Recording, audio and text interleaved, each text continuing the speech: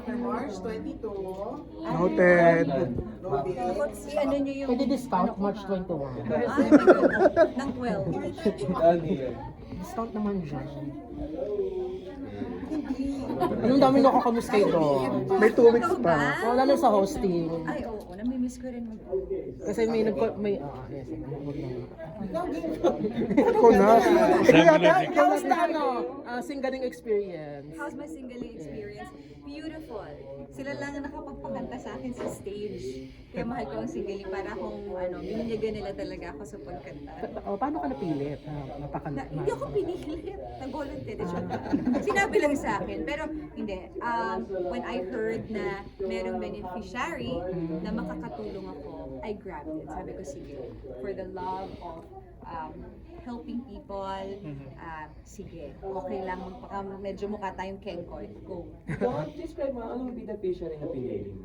Yung dating driver namin, yung asawa niya kasi may parang goiter. So they really, really need help that time. So, kaya siya yung naisip ko. Yung pagsasabi niyo po sa singling, what's the best decision for you? The best decision was to help other people. Iba yung reward ng nabibigay nung may matutulungan ka sa maliit na bagay. Kahit maliit na bagay na basta kaya mong gawin, ready ka na ba maging singer? Singer? Concert na nga ako. Promote ko. Charing lang na joke. Diba? Hindi ka Later. makapaniwala. Charot! It's a prank! Kasi nakilala kami na magaling na dancer, di ba? Yes. So by the next time ba na makikita ka namin mag-perform, sing and dance Pwede. Basta lahat ng ticket libre para Mapapunta naman sa beneficiary din yung ticket sales. Oh, yun. Okay yun sa akin. Yes. Go. Push it. Pero kailangan mo ba mag-voice lesson? Kailangan mo ba It's just like dancing or just like any other craft, maybe sports or entertainment or any kind of thing. You have to keep doing it. You have to keep practicing it. Para gumaling ka sa kung ano mang gusto mong gawin sa life. Hindi po, walang magaling agad. Kailangan pina-practice, kailangan nag-ensayo ka, kailangan may disiplina ka.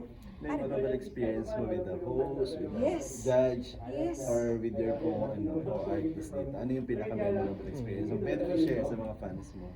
Dito sa singling, ang pinaka-memorable is I always see familiar faces, whether sa mga hosts, sa mga judges, sa mga, lalo na sa production. So yun yung memories ko is always, meron kaming, pag makakasama mo sila sa corridor, or makakasabay mo sila sa corridor, makakasalubong mo sila, lagi kayong merong kumakanta na sila. Nag-sample ka na rin daw. Makukurap yung mga posts yun. Hindi, lagi kami meron pinag-usapan na, dito ka na pala. Ano nang pinagkakaabalahan mo? Ano nang, may gano'n na. So, ang sarap sa feeling na nakita-kita kami ulit. So, that's one of my good memories, I'd say. Tapos, what's next to you after this? What's next? Uwi na ako. May Papahinga na. maghahatid pa sa'yo. Joke lang. What's next after this? Actually, we're waiting for, it's a soap na last year pa siya niluluto. Ewan ko, tagal pinipitas pa ata yung mga sangka. Pero kapag pwede na naman i-share. Pero yun, I'm also waiting for it. Sana mahinog na siya, sana maayos na yung script, at malalaman nyo naman po yun. But for now, ang pinagkakabalahan ko is my cookie business. So, Yes, cookie ni kayo Dong. ang cookie ko. Diba? Alam mo naman, may kapit-kapit sa amin. Oo, ang cookie ko. Yes. So sa Scout, Dr. Lascano, ang cookie nyo, cookie natin lahat. Basta yung cookie ko, moist. Tsaka soft. Ano ba yan? Meron siya. Kasi parang ng pandemic, tama. Yes, yung soft, chewy cookie. Oo, narinig. Oo, marami. Ginagawa ko na lang Magaganda yung siyang- reviews. Yes. Ginagawa ko na lang siyang, parang Sana pala marketing. nagdala ka ng natikman. Na maraming cookie mo. Pinipitas pa yung chocolate. ko. Especially yung cookie ko kasi may mani. Macadamia na. Yes, nuts. Ang bongga ng cookie mo. Mahilig siya sa mani. Mahal yung nuts kasi macadamia. Yun na din yung cookie. It's on the premium side. Mahal ang cookie ko. Pero, how about hosting? Do you miss hosting? I miss it so much. That's my first love talaga, hosting. My last hosting project was Love on the Clock, which was also TV5.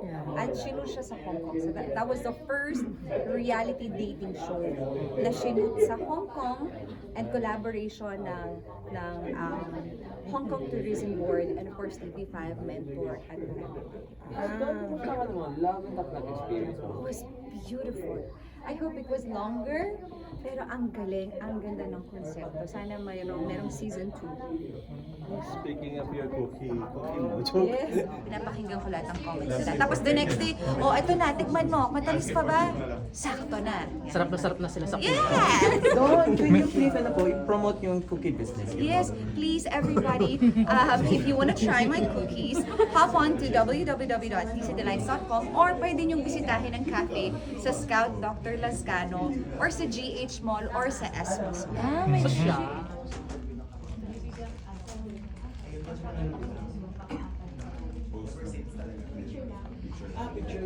Okay na ba? Start na tayo.